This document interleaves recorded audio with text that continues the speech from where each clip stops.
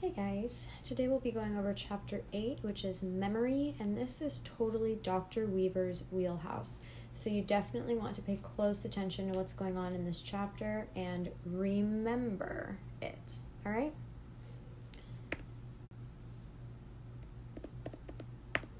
Okay, so the first thing to know in this chapter is the difference between recall and recognition. We'll come back to relearning. It's not really in the same group of being distinguished between as these two. So next to recall, I want you to write down fill in the blank. Next to recall, write down fill in the blank or short answer. Fill in the blank and short answer are measures of recall. Next to recognition, I want you to write down multiple choice. Recall, fill in the blank, short answer. Recognition, multiple choice. So the idea here is that recall memory is memory that you would have to pull information from your brain out in order to answer. So, with fill in the blank, there's no word bank, there's no choices. You're just expected to recall the information from your own brain, from your own memory.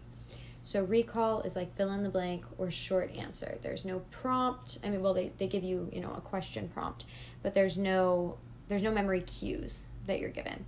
Another example of recall would be after you've witnessed a crime and then the officer is asking you questions about what happened and is asking you to recall details of a crime. That's another example of recall. Here's the question, but I'm not going to give you any prompting. I'm not going to lead you on to say some, one thing versus another. You have to pull the information out of your own brain.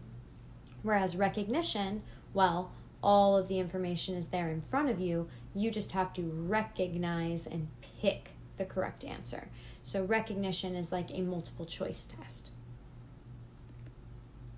And then relearning just really speaks to this principle that if you've already learned something in the past and then you go to relearn that material, you relearn it much more quickly than you learned it the first time. So relearning is just about how you save time, learning something a second time, compared to the first time you learned it. It took much longer. Okay, so the way you should think of encoding, storage, and retrieval is encoding is just getting information into your brain. Storage is holding that information there in your brain, and then retrieval is like recall, pulling that information back out of your brain. So encoding, getting the information into your brain, storage, holding it there, retrieval, pulling it back out of your brain now. Remember in chapter 3, we talked about parallel processing. It's really just this idea that you can process many aspects of a problem simultaneously, and we will come back to that a little bit later as well. So these 4 types of memory. Remember, when things come in 4s, they make great test questions, right? So the first type of memory that we're interested in is sensory memory. And this is the most brief, fleeting of the memories. Sensory memory leaves your brain so quickly.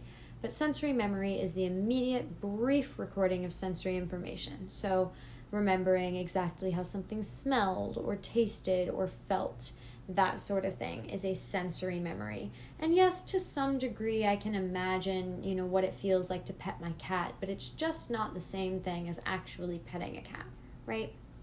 So that's the idea, is sensory memory. So that's the idea, that sensory memories are held in your brain, but just for a very brief period of time. Short-term memory is what it sounds like, activated memory that holds just a few items briefly, like if you need to remember a phone number just long enough to dial it, and then you essentially just throw that information away. We don't care about it anymore. It was short-term. It helped me complete the goal of whatever I needed to do in the moment, but now I don't need it anymore. We throw it away. And then long-term memory. Now, I think the key thing to remember about long-term memory, this is interesting, is that we actually have not discovered a limit to long-term memory. We call it limitless. So really, theoretically, if you try hard enough, you can remember anything. You can memorize anything. And there's no limit to how much you're able to memorize. And so long-term memory is this limitless storehouse of memory that we hold on to throughout our lives. And then working memory is the newest of these, in the sense that like it's the newest term that we've come up with to describe a memory activity. But working memory is short-term memory that is for the purpose of achieving some goal. So it's kind of like if you're solving a math problem, right? And you have to remember to distribute and combine like terms and, isolate y and stuff like that.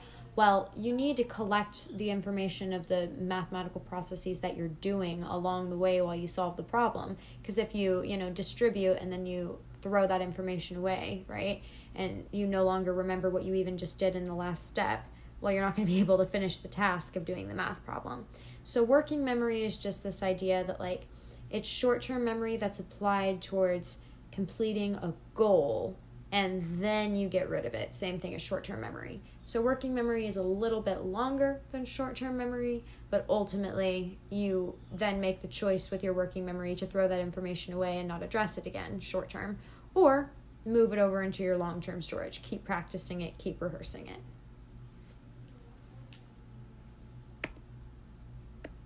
Okay, so next to explicit memory on your worksheet, I should see this written down. Next to explicit memory, write down hippocampus. Your hippocampus is what functions in processing explicit memory. Hippocampus. Next to implicit memory, write down cerebellum and basal ganglia. Cerebellum and basal ganglia. Those are the two structures that are most influential in implicit memory. So explicit memory is also called declarative memory. That's just a memory of something that you can say out loud. Like, George Washington was the first president. That's an explicit memory. I know it. I can declare it. It's conscious. An implicit memory is something that you have memory of, but it's probably something that's relatively difficult to explain. Like, remembering how to ride a bike. Well, how accurately can I really describe what it's like to ride a bike, right? But I hop on a bike, my implicit memory kicks in, and I just start riding it. So implicit memory is something you really don't have to give a lot of conscious attention to. It's something that really is housed in your unconscious mind for the most part.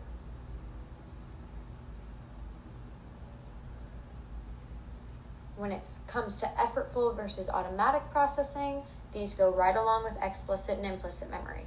Effortful processing requires your conscious attention, so it goes along with explicit memory. The two E's go together. Explicit, effortful. Effortful, explicit. So when you're engaging in effortful processing, you're making some kind of effort to process the information that's presented to you. Versus automatic processing is something that you do not have to put conscious effort towards. Automatic processing happens all the time, right? Right now, even just watching this video, your brain is automatically processing a lot of information around you. Like what's going on in the room that you're in, or what information is, in front of you that you're reading, or what information you're hearing, right? So automatic processing is always going on. But when you direct your attention towards something and make a genuine effort to learn and remember stuff, that's effortful processing. So automatic goes with implicit memory, effortful goes with explicit memory. Iconic and echoic memory are just like they sound. An iconic memory is a memory of something visual, whereas echoic memory is a memory of something auditory. So like hearing, your professor having said something in class, for example, hearing them say it in your head, remembering how they said it, what they said, that would be an echoic memory. Whereas an iconic memory would be a memory of maybe some kind of picture, piece of art, or even just a scene that you saw. So iconic is visual, echoic is auditory. And also, echoic memory lasts for about 3 or 4 seconds. Now, you can encode things deeper, further than that, and, have echoic memories that do last longer than that. But just in general, as you're going about the course of your day, you remember things you just heard for about 3 or 4 seconds, and then you kind of lose what that information is. except for maybe kind of the overarching general idea of it. Whereas iconic memory only lasts a few tenths of a second. So that's like way, way less even than echoic. Okay.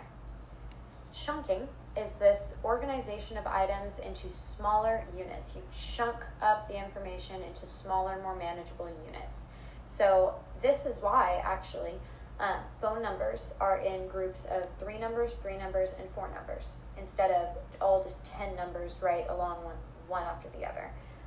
We chunk, or we break up that information into more manageable units. An area code, a 3-digit, whatever, and then 4 digits at the end.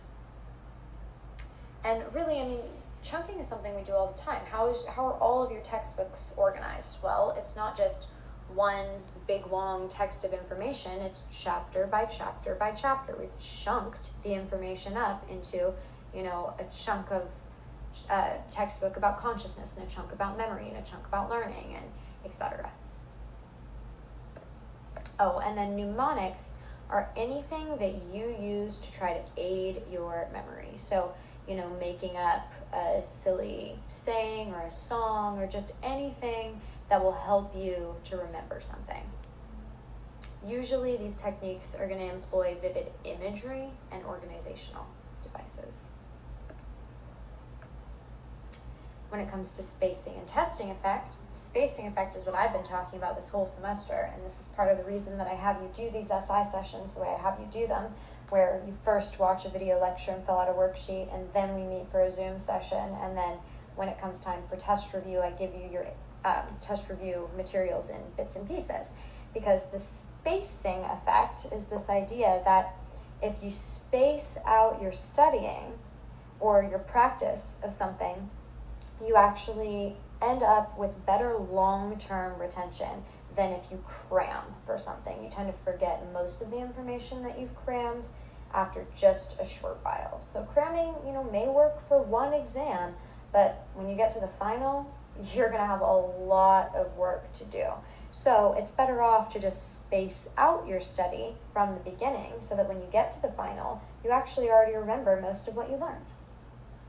And then the testing effect says that we have the best memory of things if we retrieve information, we recall information over and over, instead of just rereading information. And that's really just because of the neural pathways that are activated when you recall information. The more that you recall information, the stronger those neural pathways become, the more that you use them. And so if you're just rereading information, you're not strengthening those connections. You're just putting more information into your brain that you're essentially throwing away short term. But the testing effect, if you test yourself, if you retrieve, if you recall that information, then you're strengthening those neural circuits. Shallow processing is essentially whatever it is that you're trying to process, you're just taking it at face value and you're just trying to memorize it based on what it is. Versus deep processing, we're actually trying to assign meaning to what it is that we're trying to remember and process. So, if you just are trying to memorize, the word pencil, for example, if you're shallow processing, then you're just going to look at the word and try to put it in your brain and remember it. But if you're deep processing, you might come up with, some mnemonic, essentially, to help you remember that you need to remember this pencil, right? So you just have to assign meaning to it in any way. So maybe you picture, your greatest role model holding this pencil, or something along these lines. It doesn't matter really how you do it, but the idea is just that with deep processing, you're assigning meaning to what it is you're trying to remember instead of just trying to remember it for the sake of what it is. And deep processing leads to better retention than shallow processing. Okay, like I said, hippocampus and frontal lobes are what's involved in the explicit memory system. Hippocampus is for explicit memory.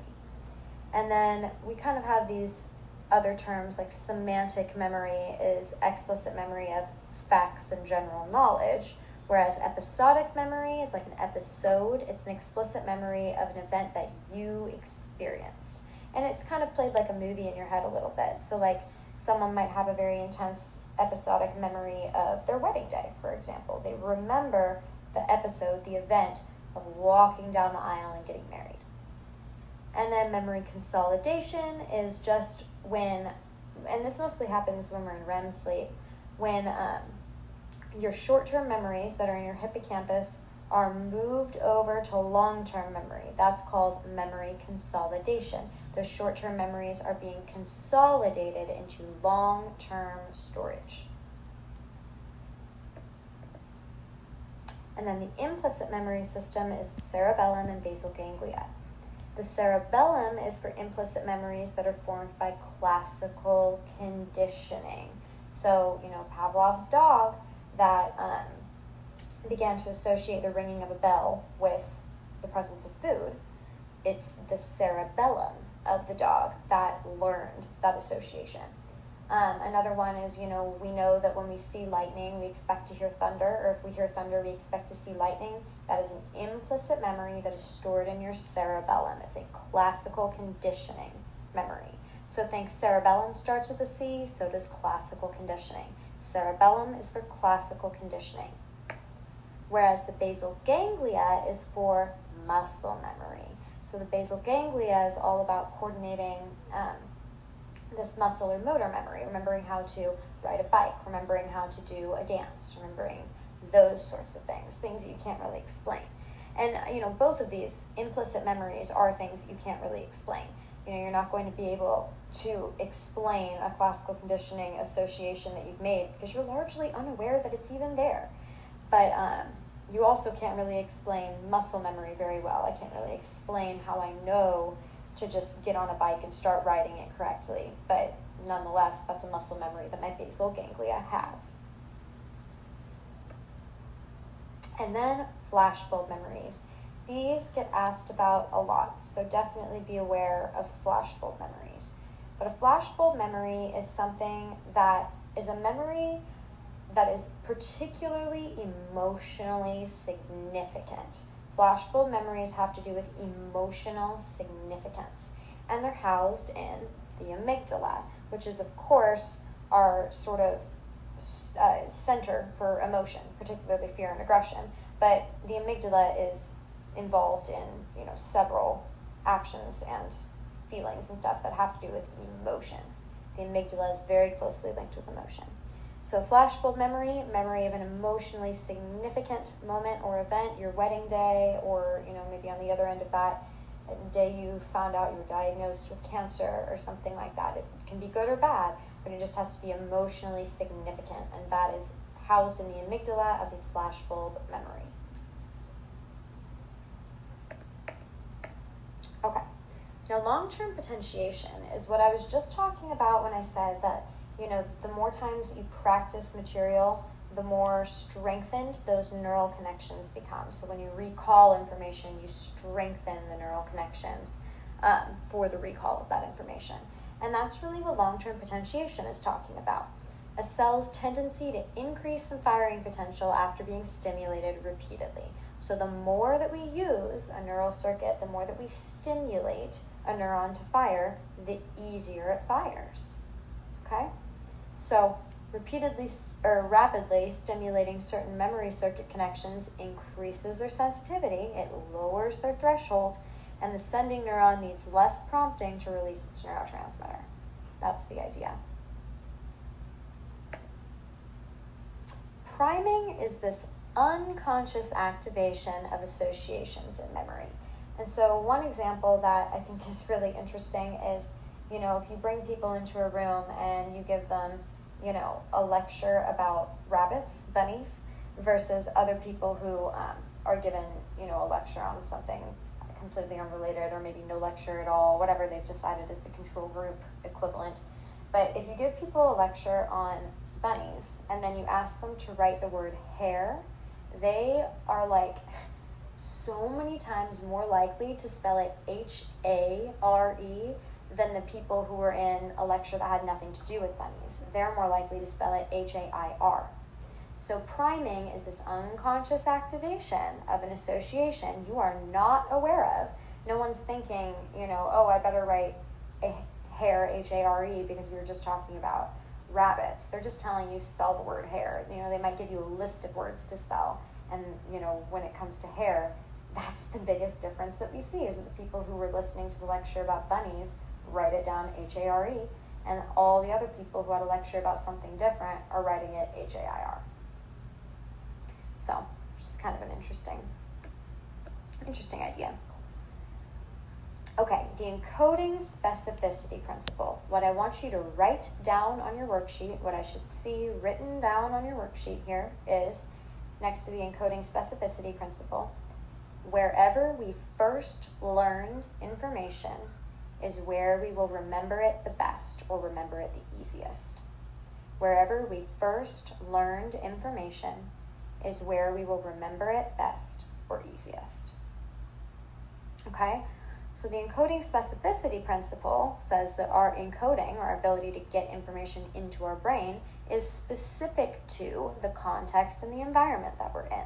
So really, wherever you're going to be taking your exam is exactly where you should be studying for that exam, because your recall is improved when you are in the same context trying to recall the information as you were when you first learned it. State-dependent memory it goes along with the encoding specificity principle, and this just says what we learn in one mental state is more easily recalled when we're once again in that state. So, if you hide your keys while you're sober, then while you're drunk, you shouldn't remember where they are. But let's say you hid your keys while you were drunk, and now you're sober, you probably can't remember where you put them. So you might need to get drunk again in order to be able to remember it, because, that memory was state-dependent, for example.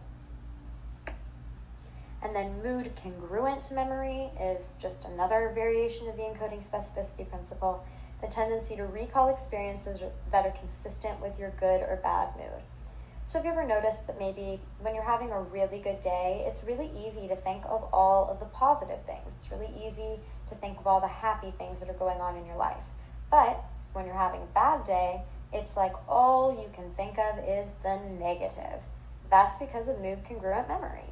You have a tendency to recall experiences that are consistent with the mood that you're currently in. And then the serial position effect is this idea that whatever information, like if given a list of information, whatever comes first and whatever comes last is more likely to be remembered than whatever was in the middle. And when it comes first, that's called the primacy effect. It was the primary, the first thing that you heard or learned. And then the last thing we call the recency effect, because it was the most recent item in the list that you heard. But the idea behind serial position effect is we remember the first and last items of the list better than any items in the middle.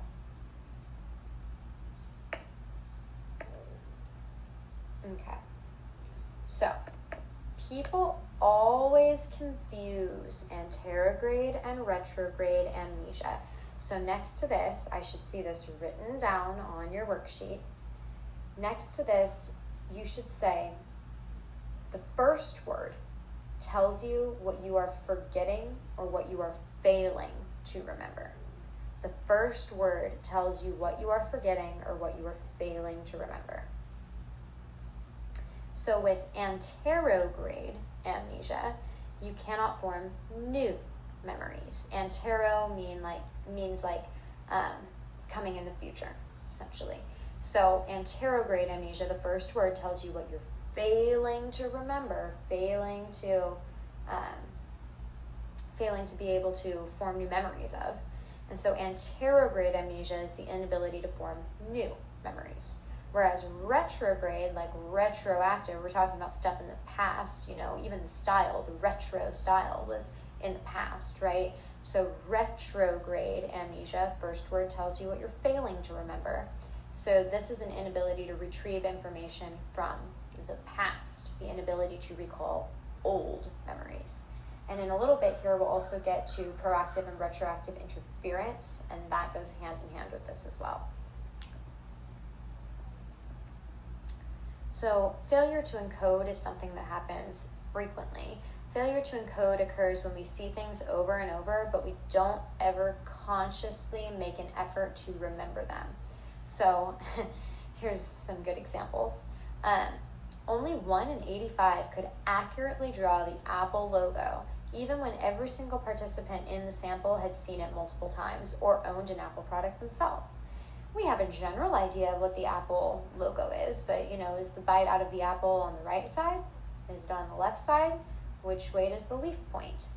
Who's to say, right? Because this is not something that we consciously make an effort to encode, despite the fact that we see it all the time. Another example is we have trouble remembering exactly what's on our nation's coins. Where does it say, "In God we trust"? Where does it, what's the year on the coin? Who's on each coin? Which way are they facing? The guy on the penny, is he facing to the right, facing to the left, right? We see these things all the time, but we fail to actually encode them, to put them into our brain for storage. And then we've got this forgetting curve. And so you see that within one day, you have lost about 70% of the information that you learned. Within 20 minutes, you're basically down 50%. But by the end of the day, 70% of what you learned is completely gone. So the point here is that things that you forget, or the course of forgetting, is very rapid at first. You have this huge drop in information that you've retained. But then after that, it plateaus and levels off. So what you remember, 6 days after you learned it is about the same amount you remember 31 days after you've learned it.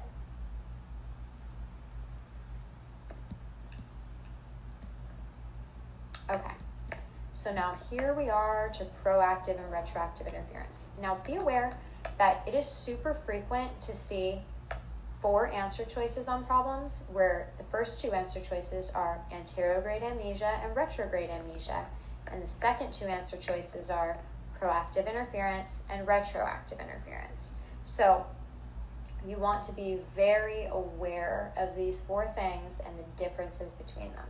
So again, I want you to write this down a second time. The first word tells you what you are forgetting or what you are failing to remember. Okay? So if it's proactive interference, we cannot recall new information because old information is getting in the way. Now, people get this very confused because they think proactive interference, well, proactive means something new. So it's something new that's interfering with old information. Not so. That is not the correct logic to be applying to this. Even though it seems to make some intuitive sense. The first word tells you what you are forgetting or failing to remember. So if it's proactive interference, I cannot remember the new information because old information is getting in the way. So this would be like if you change your phone number and all you can possibly remember is your old phone number. You can't remember the new one because the old phone number is getting in the way. It's interfering.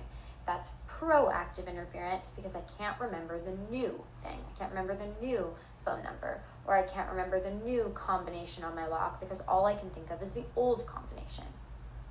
And then retroactive interference, the first word tells you what you're failing to remember. We are forgetting or failing to recall old information because new information is getting in the way. So this is sort of the opposite way around where, let's say that you hear a parody of a song, right? So someone's singing new lyrics to the tune of an old song, and then for the life of you, you just can't remember what the original words were because all you can hear in your mind is the parody lyrics instead. So retroactive interference, I can't remember the old information because new information is getting in the way. You definitely want to be able to tell the difference between those 4 things: anterograde and retrograde amnesia, proactive and retroactive interference. And then there's this idea of motivated forgetting, and there's not a lot of evidence to suggest that this is really something that people participate in or that we should be all that concerned about. But repression was Freud's idea in his psychoanalytic theory that, information that makes us uncomfortable or anxious is information that we want to banish from our conscious awareness. We just want to totally push it away and forget all about it. And so the idea behind repression is that there are lots of memories that we have, but we just can't access because we've thrown them into the abyss of our unconscious mind to try to not deal with them because they're uncomfortable and anxiety-provoking. And so Freud thought that we self-censor information and we repress these painful or unacceptable memories to protect our self-concept and to minimize our anxiety. It's a defense mechanism in his mind. But of course, like I said, not a huge amount of evidence for it, but nonetheless, a theory that he had. Okay, reconsolidation. So remember when we talked about consolidating memories being the process of moving short-term memories into long-term memories? Well, reconsolidation is when you retrieve a memory, you change it a little bit, and then you store it again. So reconsolidation is really kind of an error, honestly.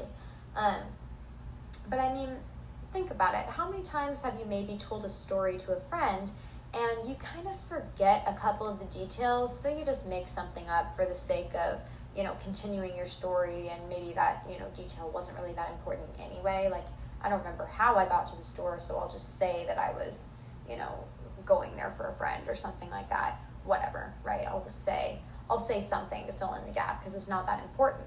But if you retrieve the memory, fill in those gaps, and then put it back in your mind, you're actually likely to misremember that memory, and whatever you had made up to fill in the gaps will become a part of that memory that you think actually truly did happen. Even if at first your intention wasn't to, change the memory for yourself or convince yourself that something happened when it didn't a certain way. But nonetheless, whatever you practice is what you remember. So and the more times you do it too, the more times you pull that memory out and fill in those gaps, the more altered that memory becomes. The misinformation effect occurs when misleading information has corrupted your memory of an event. So let's say that you heard a speaker and you thought that the speaker was great, right? You thought they were actually pretty engaging, thought they were great. And then your friend comes along and says, I don't know why you liked that speaker so much. He is a racist, for example, right? They say something that changes your opinion now. And so now when you go back and you think about that memory of the speaker, you no longer are thinking, oh, that guy was a really good speaker. You're thinking, oh my gosh, he was a horrible speaker because he was a horrible person. So your memory of the event was corrupted by information that really had nothing to do with the event. And sometimes that information is misleading or it's misinformation. And sometimes it's just, it may still be accurate, but it's just changing the way that you remember something happening. So it's changing the way that you think about it. Source amnesia is simply just forgetting where you heard something. Like, I know, for example, that George Washington was the first president, but was it my first grade teacher that told me that? Was it my mom that told me that? Was it a friend? I mean, who's to say, right? I have source amnesia. I have no idea how, when, or where I learned that information, but I do know that I learned it somewhere. Deja vu, we've all experienced that. It's that sort of sense that like you've seen something or experienced something before. And it really just comes from cues from the current situation unconsciously triggering or priming you to retrieve an earlier experience. So deja vu is never truly that you've actually seen something before, but that you've seen something similar.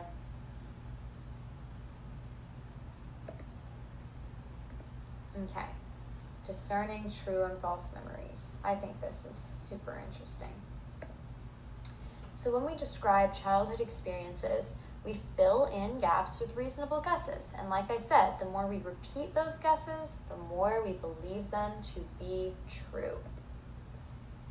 Leading questions are something that can affect your memory of an event, right? So if someone, leads you to give a certain expected response, you may give that response. It may not be entirely accurate, but now you've encoded it into your mind as being the truth. We are more likely to recall having always felt how we feel currently, even if our attitudes have changed. So let's say that someone was a staunch Republican and now they have turned Democrat. Well, if they're going to recall how they felt years ago, they're actually going to recall feeling more progressive, more democratic than they truly were at the time, because we are more likely to recall having always felt the way that we currently feel, even if that was not the true case.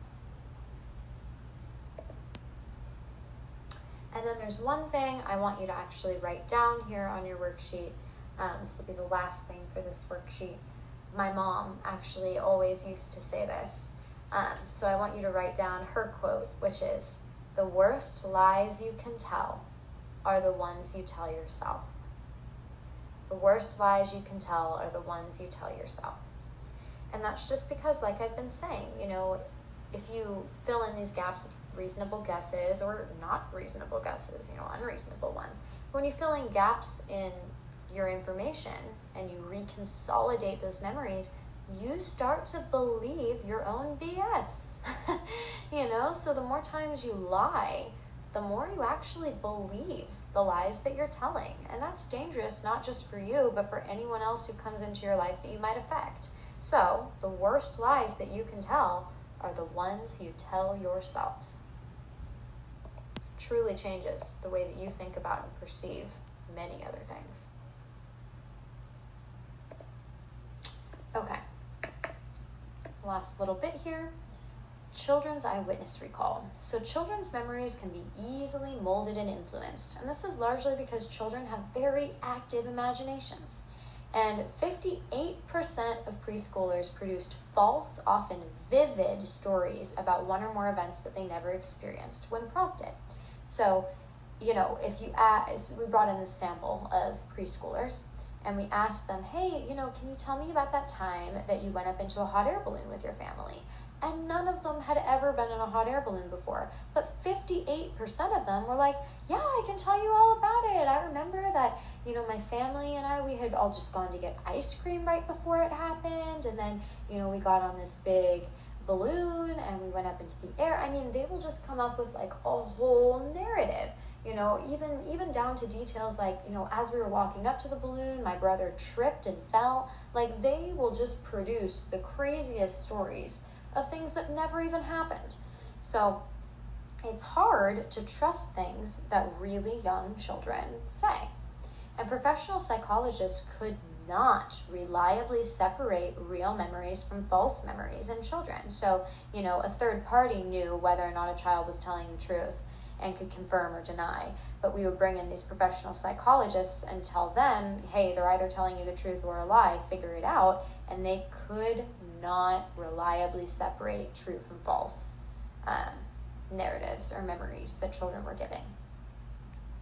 But the good news is, when you question children about their experiences in neutral words that they understand, they will often accurately recall things that happened in the past. So instead of saying, hey, tell me about the time you went on a hot air balloon ride with your family, you would just ask them, have you ever seen a hot air balloon? Have you ever been in one? Neutral words. You're not leading them to say something that they wouldn't otherwise be saying.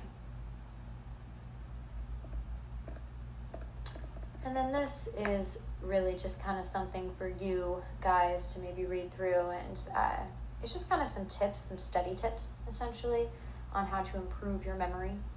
And so just the first one is rehearse repeatedly. So this is like the spacing effect and the testing effect. If you keep rehearsing information over and over again, you'll actually also achieve long-term potentiation in those neural networks that you use or that are activated when you recall information. Make the material meaningful. So this is about deep processing. You want to take notes in your own words and make as many associations as possible. So that's what I try to do by giving you guys a bunch of examples that you can apply to your real life so that you can assign some meaning to the material and then therefore engage yourself in deep processing. Activating retrieval cues, so context-dependent, state-dependent memory. You should recreate the situation and the mood in which your original learning occurred, because then you're able to most easily recall that information on an exam. Use mnemonic devices. So again, this is another kind of deep processing application. If you give your memories vivid images that help you remember them, chunking, acronyms and rhymes, stuff like that, that will help you to deeply process the information. Minimize proactive and retroactive interference. So you should not study topics back to back that can interfere with one another. So topics that are very similar, sociology and psychology, for example, you probably shouldn't study back to back.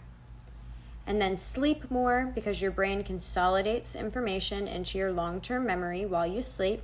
So it's actually best to study right before bed, so those memories are fresh in your mind and can be transferred to long-term memory as you sleep.